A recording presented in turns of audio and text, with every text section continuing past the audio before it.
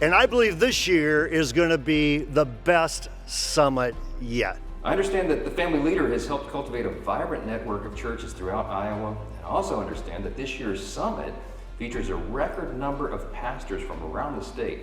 Congratulations. Let's keep that going. He gets us. He understands our mission. Elections matter because leadership matters. And I want to emphasize, to God be all the glory for these wins.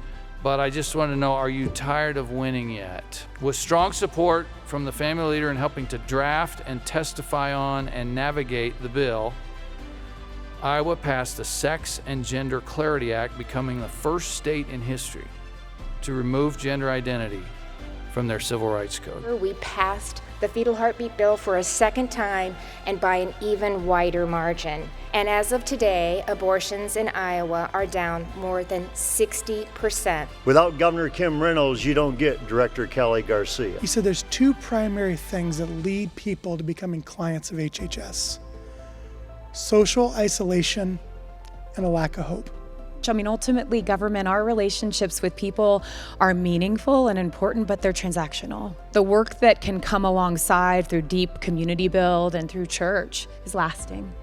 And that's where redemption happens. Her and Greg, holy cow, let me just tell you, get out of the way. But we're going to serve as an example of what can be done, and we're taking it to the country. We've hosted over 250 pastors and facilitated more than 900 shepherd-to-shepherd meetings with government leaders. I want to tell you that the Church Ambassador Network formula is the thing that will transform not only state by state, but the entire nation. Tons of pastors praying and discipling and connecting and having true relationship with elected officials throughout our state. Prior to launching the Church Ambassador Network initiative, we had 10% of churches utilizing our election resources. In the 2024 presidential election, 42% of evangelical churches in our state encouraged their congregation to honor God with their vote.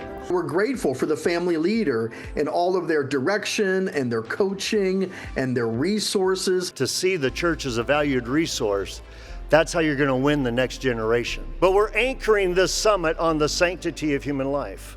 And that's why we are thrilled to partner with SBA Pro-Life America. Family leader is unique in the country and, let's just say, in the world. There isn't anything like what you have created here. When you take a look at those ballot measures, but right after the overturn of Roe v. Wade, we had Kansas, who lost the amendment.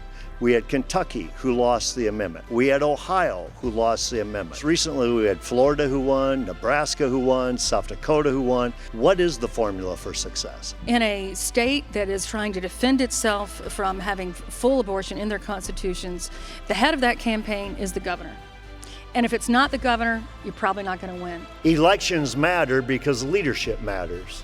So I want us as a pro-life movement, I want us to start all over again. Will this ultimately lead to the end of abortion so that we can celebrate with the next generation the ending of this we never thought we'd see, like the previous generation celebrated the end of Roe they never thought they would see? But as a coach and as a leader in this movement, I'm not interested in those who want to play the game. I'm interested in those who want to play to win.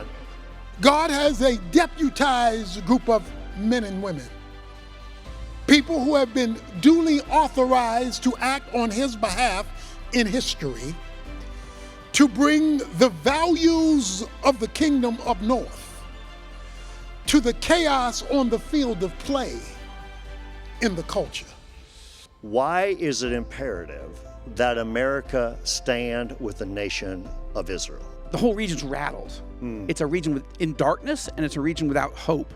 And the hope is to be bold for the gospel, to plant new churches, to strengthen the pastors, to care for the poor and needy, and to bring hope in a region that has no hope. And that we have a country that is worth fighting for. That when good people do nothing, evil can take over. And that all it takes for evil to win is for good people to sit by. So don't let this just be a summit that inspires, but let this be a summit that you take home with you and you put to action. Amen?